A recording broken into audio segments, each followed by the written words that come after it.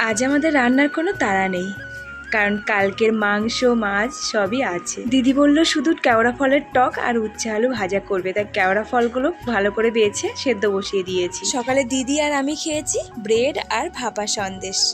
বর্মশা অনেকবার বলছিল ভাত খাবে না, তবুও জোর করে দিয়েছি, আর একদম অল্প কটা, মানে আমার ছেলে যতটা খায় তার থেকেও কম। ছেলে যেহেতু এখন পরীক্ষা চলছে তাই তাড়াতাড়ি ছুটি হয়ে যায়। এই দেখো কেওড়া ফলগুলো সেদ্ধ হয়ে গেছে, আর এর দানাগুলো এত শক্ত, একটা একটা করে দানা খুঁজতে হয়েছে। স্টিলের ছাঁকনি থাকলে এত কষ্ট করতে হতো না। প্রথমে উচ্ছে আলুতে ভাত খেলাম, তারপরে মাছ খেয়েছি, সবশেষে মাংস। কেওড়া ফলের টক দেখে ছেলে বলছে আমি খাবো না।